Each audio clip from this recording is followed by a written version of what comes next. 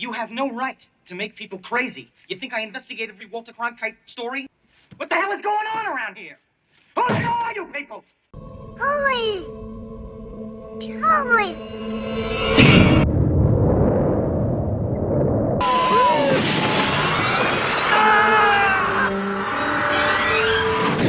Five musical notes. A mountain shrouded in mystery.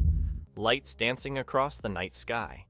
In 1977, while George Lucas was transporting audiences to a galaxy far, far away, Steven Spielberg was bringing the extraordinary right to our doorstep with Close Encounters of the Third Kind. Released just months after Star Wars, Close Encounters represented the other side of 1977's science fiction revolution. Where Lucas looked outward, Spielberg looked upward. The film arrived at a pivotal moment in American consciousness. The wounds of Vietnam still fresh, Watergate's cynicism lingering, yet a renewed fascination with space following NASA's achievements. Made for approximately $20 million, a considerable sum for the time, the film would go on to earn nearly $288 million worldwide. But its cultural impact far exceeded its commercial success. At its core, Close Encounters proposed something radical. What if our first contact with alien intelligence wasn't an invasion, but an invitation? Spielberg, only 30 years old and fresh off the success of Jaws, defied conventional alien invasion narratives to craft something deeply personal. This wasn't a story about conquering aliens or heroic military resistance. It was about wonder, obsession, and the universal language of curiosity. In the shadow of Cold War paranoia and post-Vietnam disillusionment, Spielberg dared to imagine cosmic connection rather than conflict. Unlike the escapist fantasy of Star Wars, Close Encounters planted its extraordinary premise firmly in the mundane reality of suburban America. Power outages in Indiana, traffic jams in Ohio, a lonely mountain in Wyoming, the extraordinary emerging from the ordinary. This juxtaposition created a new template for science fiction storytelling that would influence generations of filmmakers. What makes Close Encounters particularly fascinating is how it reflects Spielberg's own childhood experiences. The broken family at the center of the story, the childlike wonder at the unknown, and the suburbs as a setting for the miraculous, all elements drawn from his personal history. This wasn't just a film about aliens. It was Spielberg processing his own past through the lens of cosmic encounter. As we explore this landmark film, we'll dissect how its groundbreaking visual effects, emotional performances, and philosophical approach to first contact have maintained their power over 4 decades later. In an era of cynical blockbusters, Close Encounters remains a testament to the power of hopeful speculation and cosmic curiosity. When discussing Close Encounters of the Third Kind, it's impossible to overstate its technical achievements. This wasn't just a narrative about contact with extraterrestrials. It was a revolutionary visual experience that forever changed how audiences would imagine such encounters. At the heart of the film's visual language is Spielberg's masterful use of light. Light isn't merely illumination in Close Encounters. It's a character, a language, a presence. From the opening sequence where air traffic controllers witness unexplainable phenomena to the climactic mothership arrival, light communicates emotion, intention, and otherworldly presence. The film's cinematographer, Vilmos Zsigmond, won an Academy Award for his work, utilizing backlight and lens flares to create an ethereal quality that feels both mystical and somehow scientifically plausible. The special effects, led by Douglas Trumbull, fresh from 2001: A Space Odyssey, represented a perfect marriage of practical and optical techniques. The UFOs themselves were created using elaborate models and motion control photography. For the smaller scout ships, the team built radio-controlled models with programmable lighting systems. The interior cloudscape of the mothership was created by injecting white paint into tanks of water and salt solutions illuminated from behind, a practical effect that still inspires awe today. Perhaps the most technically challenging sequence was the film's finale. The massive mothership reveal required unprecedented coordination between lighting, models, and optical compositing. The ship itself, measuring 5 feet long but representing something over a mile wide on screen, contained over 650 miniature lights programmed through an early computer system. Remarkably, this sequence was shot in a gymnasium because no soundstage was large enough to accommodate the complex rigging. Equally revolutionary was the film's sound design. The alien tones, the famous 5-note sequence, were developed by composer John Williams and synthesizer expert Frank Warner. They experimented with hundreds of tonal combinations before finding one that felt both alien and inviting. Williams' score shifts brilliantly between dissonant mystery, suburban normalcy, and transcendent wonder. The communication sequence, blending music, lights, and movement, represented cinema's first real attempt to imagine how humans might communicate with a truly alien intelligence. Production challenges abounded. The Devil's Tower sequences required building massive sets at Mobile, Alabama's aircraft hangars. The mothership interior set was so large that it caused rain inside the hangar due to its own microclimate. The film's most iconic moment, the mothership's appearance over Devil's Tower, required 27 separate elements to be composited together. A painstaking process in the pre-digital era. Spielberg's technical perfectionism extended to every aspect of production. He insisted on filming actual human reactions to the unseen aliens rather than directing specific expressions, lending authenticity to these otherworldly encounters. This approach is particularly evident in the sequence where the aliens return the abducted humans and pilots. The reactions are genuine because many extras didn't know what to expect when filming. These technical innovations weren't merely showing off. They served the film's core theme, the translation of the incomprehensible into something humans could understand. In making the audience believe in this cosmic encounter, Spielberg was demonstrating cinema's unique power to make the impossible feel not just real, but emotionally resonant. Close Encounters of the Third Kind stands as a masterclass in performance, with characters who ground the extraordinary narrative in authentic human emotion. The casting choices were unconventional, but proved perfect for Spielberg's vision of ordinary people faced with extraordinary circumstances. At the center is Richard Dreyfuss as Roy Neary, an electrical lineman whose close encounter sends him spiraling into obsession. Dreyfuss, reuniting with Spielberg after Jaws, delivers a performance of remarkable complexity. He begins as a relatable suburban dad, playing with model trains, and gradually transforms into a man possessed by visions he can't explain.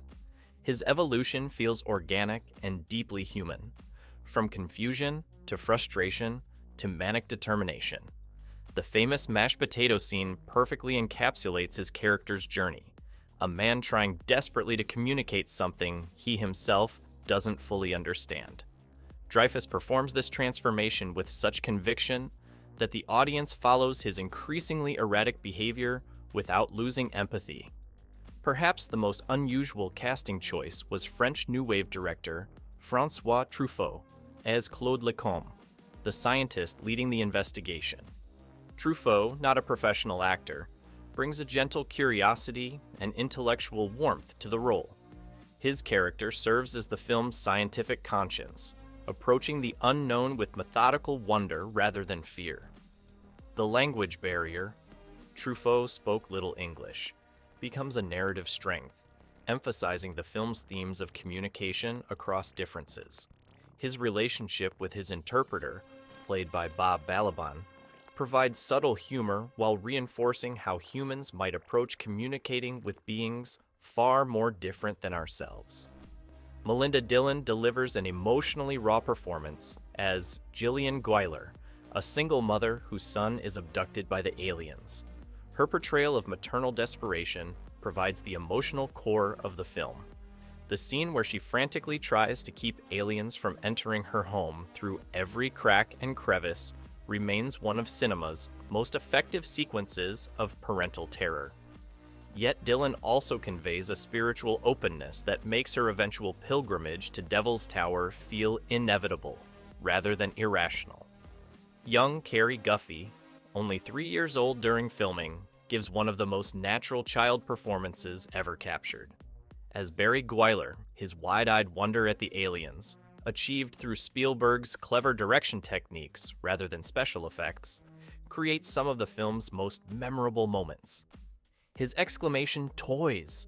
upon seeing the alien lights expresses the childlike fascination that Spielberg suggests might be the appropriate response to contact. The film's most powerful scenes rely on these performances rather than special effects. Neary's family breakdown as his obsession grows unbearable, Gillian's desperate drawings of Devil's Tower, Lacombe's quiet recognition when the returned pilots identify the landing site. These human moments give weight to the cosmic narrative.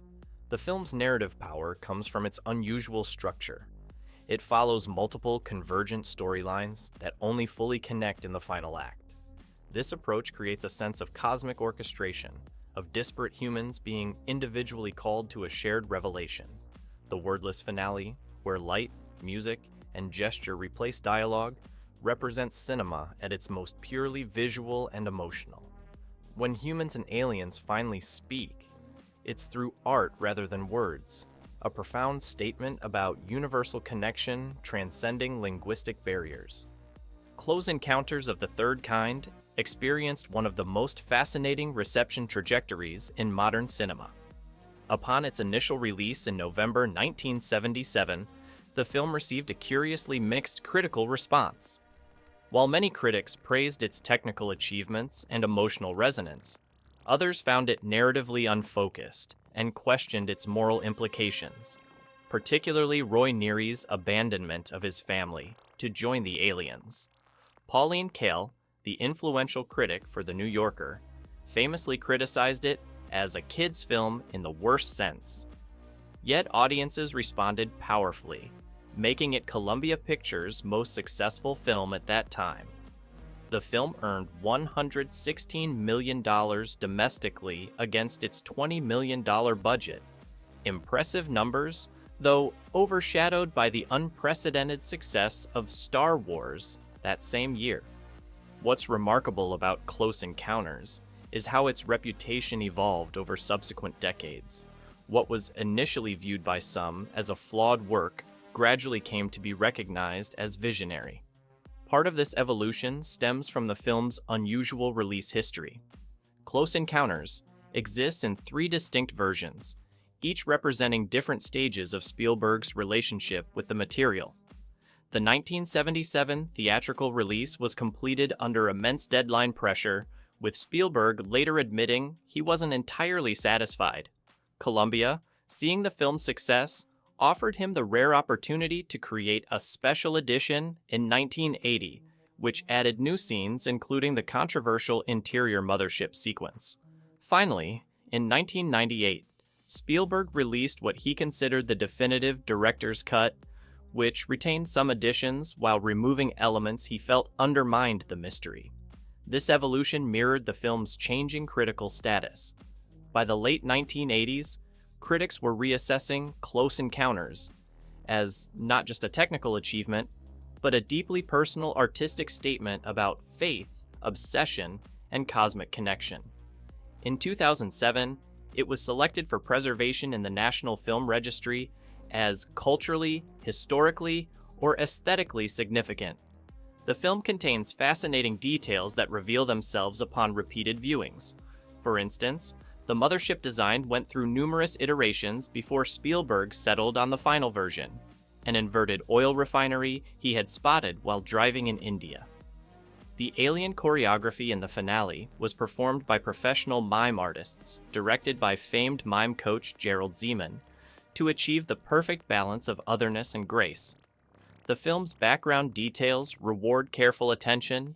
The brief news reports of mass hallucinations, the government's prepared cover stories, the subtle differences between the returned abductees. Perhaps the most controversial aspect of the film remains Roy's decision to leave his family behind. While some viewers see this as abandonment, others interpret it as spiritual transcendence, the ultimate hero's journey. Spielberg himself has expressed ambivalence about this element, acknowledging that as a father, he would now approach this aspect differently. This ambiguity, however, has contributed to the film's enduring ability to generate discussion. The film's legacy can also be measured by what it rejected: the portrayal of aliens as inherently threatening or malevolent. In choosing to depict First Contact as wondrous rather than terrifying, Spielberg helped shift the cultural paradigm. Though alien invasion narratives certainly continued, Close Encounters established a parallel tradition of cosmic optimism that influences filmmakers to this day. Close Encounters of the Third Kind stands as one of those rare films whose influence expands rather than diminishes with time. Its fingerprints can be found across decades of cinema, from obvious spiritual successors to subtle inspirations in unexpected places. The film's most direct legacy can be seen in how subsequent filmmakers approach stories of alien contact. Films like Arrival, 2016, echo Spielberg's emphasis on communication and understanding rather than conflict, while Interstellar, 2014, shares its sense of cosmic wonder and emotional connection across vast distances. Even E.T., 1982, can be viewed as Spielberg's more intimate exploration of themes first developed in Close Encounters. The visual language of otherworldly light penetrating ordinary settings has become cinematic shorthand for transcendent contact, appearing everywhere from The Abyss to Midnight Special. More subtly, Close Encounters established Spielberg's visual vocabulary that would define his career. His signature use of backlighting, sense of childlike wonder, and ability to find the extraordinary within ordinary American settings all crystallized here. The film also cemented his collaboration with composer John Williams, demonstrating how music could function not just as emotional accompaniment, but as narrative communication.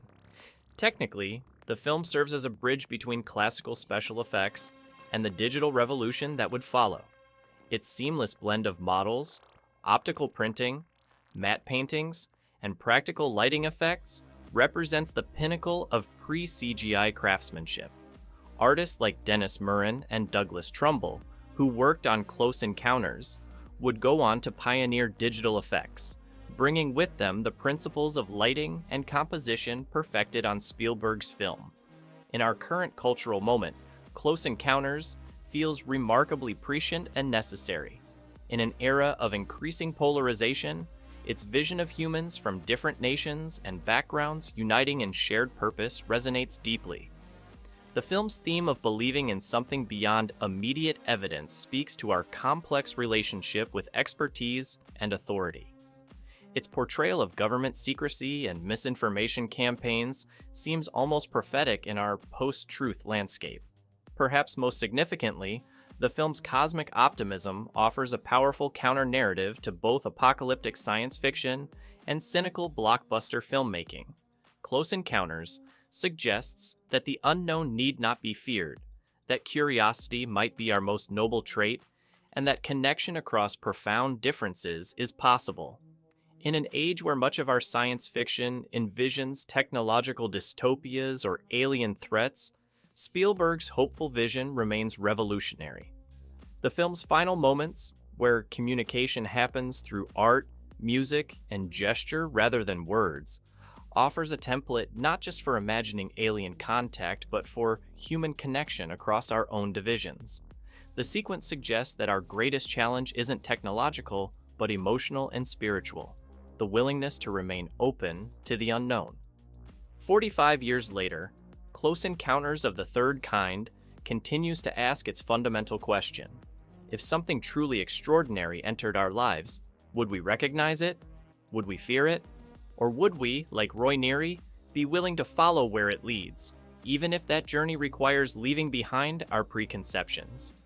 In that question lies the film's enduring power and its continuing relevance to audiences seeking wonder in an often cynical world.